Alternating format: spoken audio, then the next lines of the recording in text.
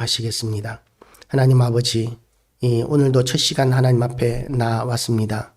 이제 비가 오고 있는데 이 비가 오고 나면 또 혹독한 추위가 온다고 합니다.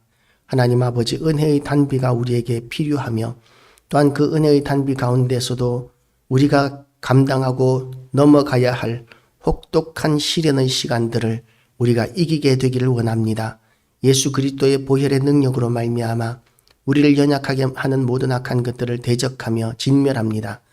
예수 그리스도의 보혈을 뿌리고 바르고 덮어서 우리가 하나님 앞에서 정결하게 될 것을 선포합니다. 하나님 아버지, 우리를 강하게 하시고 담대하게 하여 주시옵시고 말씀이 우리 가운데 그대로 이루어지는 역사를 보게 하여 주시옵시고 하나님 예수 그리스도께서 승리하신 것과 같이 우리도 또한 승리한다는 것에 대한 확고한 믿음을 가지게 하여 주시옵시며 하나님이 주시는 기쁨과 평강으로 우리를 인도하여 주셔서 우리의 환경에 휘둘리는 것이 아니라 말씀에 붙들린 자로 반석 위에 선 자로 우리를 세워 주시옵소서. 우리 예수 그리스도의 보혈로 말미암아 세우신 이 교회를 하나님께서 또한 환경에 버려두지 마시옵시고 예수 그리스도로 말미암아 말씀 위에 견고히 세우시는 교회가 되게 하여 주시옵시고 힘있게 세워지는 교회가 되게 하여 주시옵시고 하나님이 기뻐하시는 교회, 일꾼이 넘쳐나는 교회가 되게 하여 주시옵소서. 도우시는 하나님을 찬양하오며 예수 그리스도 이름으로 기도드리옵나이다. 아멘. 할렐루야. 오늘도 하나님의 은혜가 우리 모두에게 가득하시기를 축복합니다. 어떤 배우가 팬에게 조언해 준 내용이라고 합니다. 17살의 힘듦을 이해합니다. 그럼에도 인생을 살아갈 이유는 아주 많습니다. 힘이 들어 희망의 빛이 보이지 않는 순간에도 미래의 희망을 볼 수 있어야 합니다. 배우는 자신도 멘탈이 강하지 않지만 그럼에도 미래의 희망을 보았기 때문에 힘든 순간을 견딜 수 있다고 이야기했습니다. 그러면서 다음 말을 덧붙였습니다. 지금은 너무 힘들어서 죽고 싶을 수 있지만 오늘을 버티는 연습을 해야 합니다. 버텨낸 자에게 많은 복과 행운이 따르는 게 인생입니다. 그러니 죽을 준비가 아니라 복을 받을 준비를 하면 됩니다. 라고 이렇게 권면을 했다고 합니다. 이 배우가 크리스찬인지 아닌지는 모르겠지만 아마 세상의 지혜, 세상적인 지혜를 이렇게 권면했을 것입니다. 그런데 이 내용은 사실상 우리에게 가르쳐주고 있는 하나님의 말씀 가운데서도 끊임없이 우리에게 권면하고 있는 말씀입니다. 누구든지 시험을 만나거든 온전히 기쁘게 여기라고 성경은 또한 이야기하고 있고 고난이 내게 유익이라 다윗은 그렇게도 고백을 했었고 시험에 들거든 인내하라 고까지 어제 말씀 가운데서는 어제 수요 예배 말씀에서는 그렇게 말씀하고 있으면서 견디는 것 야고보서에서 견디는 사람, 이런 사람이 온전한 사람, 성숙한 사람으로 이렇게 가르쳐 주고 있는 것이죠. 그래서 오늘 이 말씀을 통해서도 우리는 이런 지혜를 얻게 되기를 축복합니다. 잠언이 말하는 지혜는 실생활과 매우 밀접하게 관련되어 있습니다. 지혜는 삶을 견고하게 세우는 가르침입니다. 그래서 관념적이지 않고 실제적입니다. 지혜는 하나님이 천지를 창조하실 때 사용하신 도구입니다. 천지 만물을 하나님께서는 능력으로 물론 만드셨지만 그냥 능력으로 만드신 것이 아니라 지혜롭게 만드셨습니다.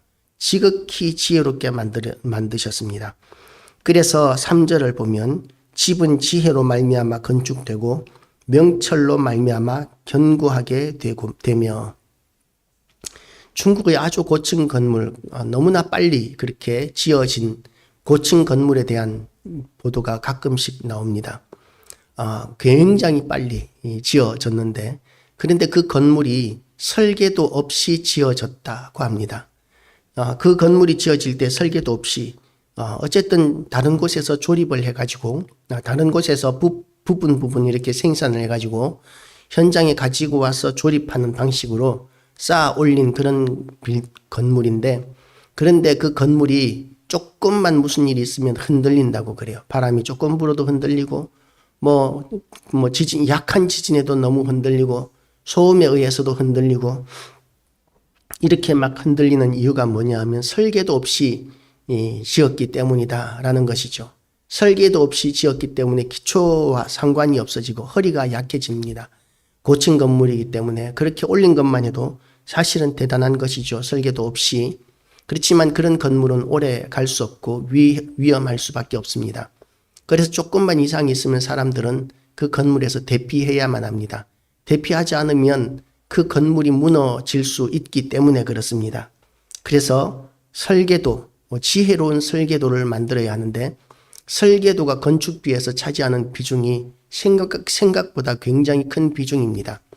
종이 몇 장 그리는데 뭐 그렇게 돈이 많이 드느냐라고 생각할 정도로 전문가가 아닌 입장에서는 설계 비용이 굉장히 비싼 것에 이해할 수 없는 그런 마음을 가지게 되기도 하지만 그러나 설계도가 있어야 건물이 제대로 지어지는 것이죠.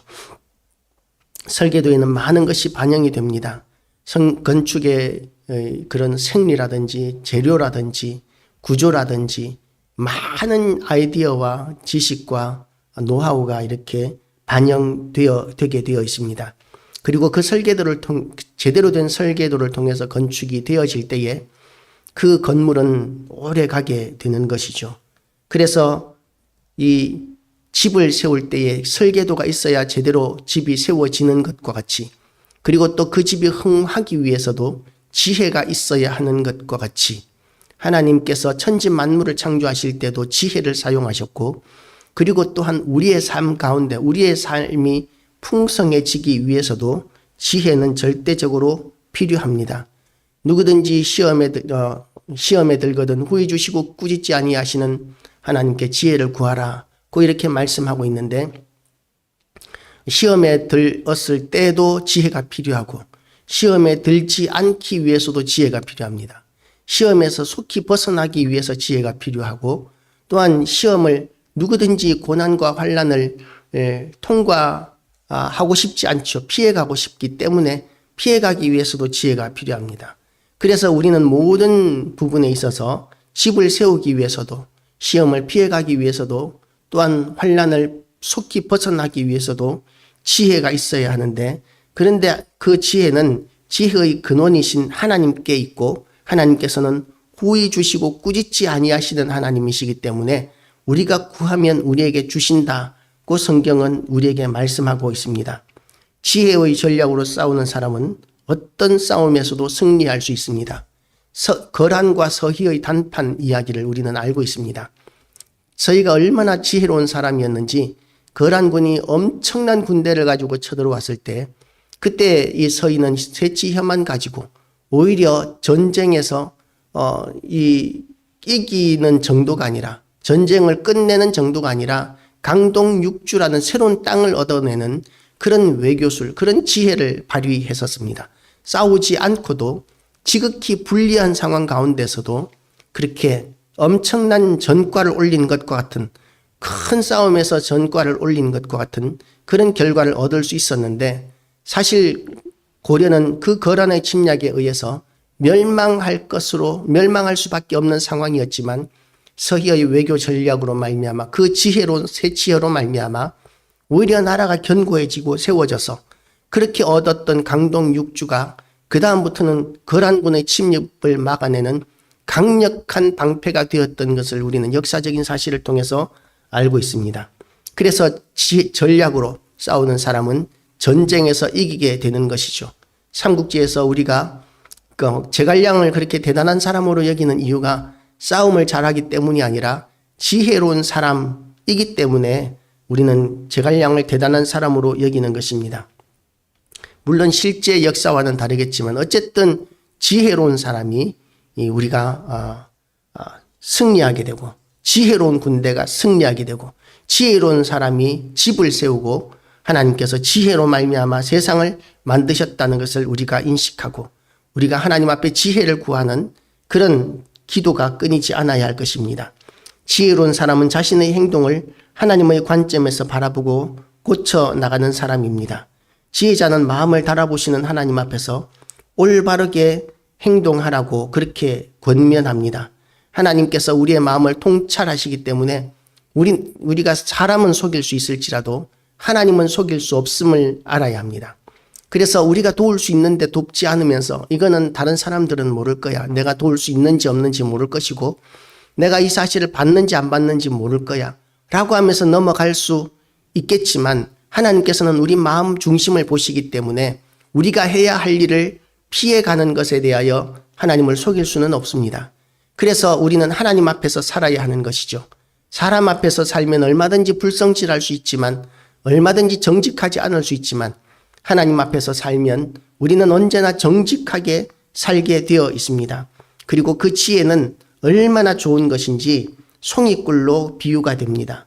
몸을 우리가 이렇게 옛날에는 그렇게 굶주릴 때가 많았습니다. 보릿고개 굶어 죽는 사람도 많았었고 그렇게 굶어 죽어가는 사람에게 꿀물을 이렇게 먹이면 금방 기력을 회복하는 경우들이 많이 있습니다.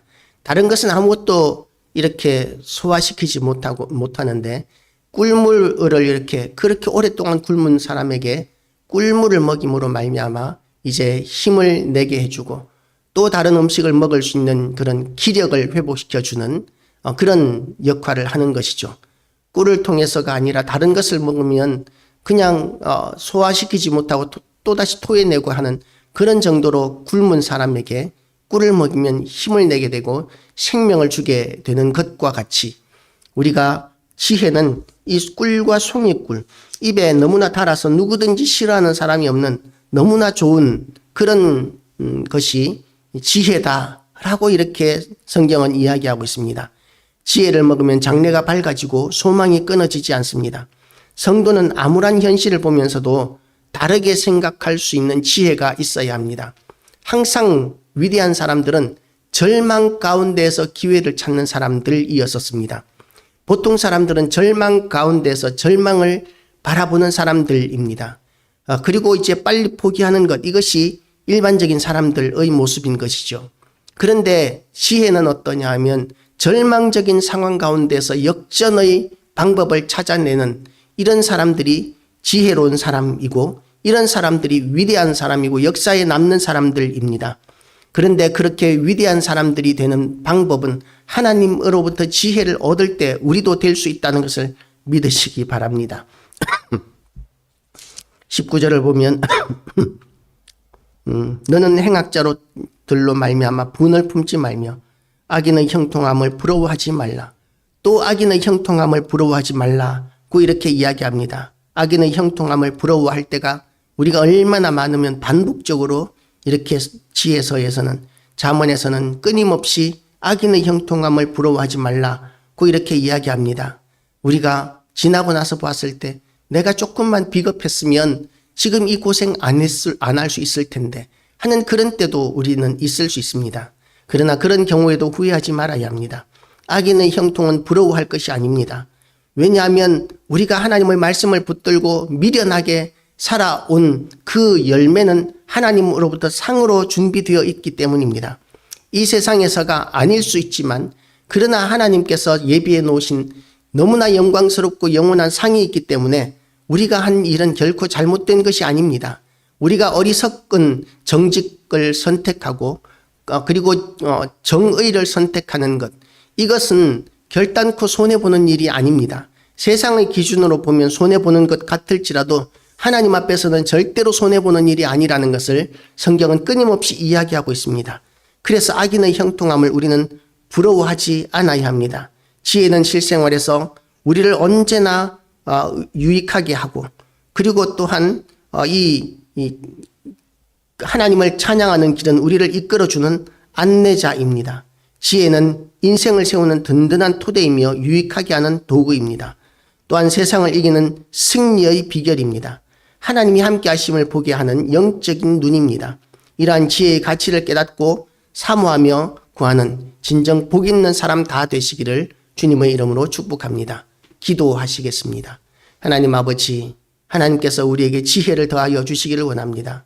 우리에게는 하나님의 지혜가 너무나 많이 필요합니다. 절실히 필요합니다. 하나님 아버지, 우리를 인도하여 주시고 우리를 도우셔서 우리가 하나님이 주시는 지혜로 말미암아 이 악한 세상 가운데서도 하나님의 영광을 드러내게 하여 주시옵소서. 은혜 더하여 주시옵소서. 인도하여 주시옵소서. 이 아침에도 우리에게 기도의 영을 부어 주시옵시고 우리의 기도를 도우셔서 우리의 기도가 하나님 앞에 상달되며 하나님으로부터 지혜를 얻고 응답을 받으며 역사가 나타나는 기도의 자리가 되게 하여 주시옵소서. 오늘도 이 팽성에 예수 그리스도의 피를 뿌리고 바르고 덮습니다. 하나님께서 이 땅이 거룩한 땅 되게 하시고 부흥하는 땅 되게 하여 주시옵시고 하나님의 영광이 나타나서 어둠의 영들이 진멸되고 소멸되며 또한 우상 숭배가 사라지고 죄악이 사라지고 부흥이 일어나는 땅 되게 하여 주시어서 교회마다 빈자리가 채워지고 하나님 아버지 또한 하나님의 뜻이 이루어지는 땅 되게 하여 주시옵소서. 이 나라 위에도 은혜 더하여 주시기를 원합니다.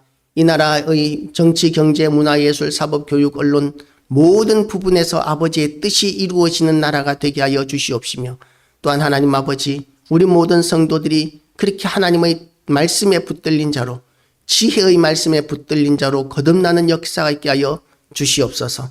이 아침에도 온전히 하나님을 찬양하오며 예수 그리스도 이름으로 기도드리옵나이다.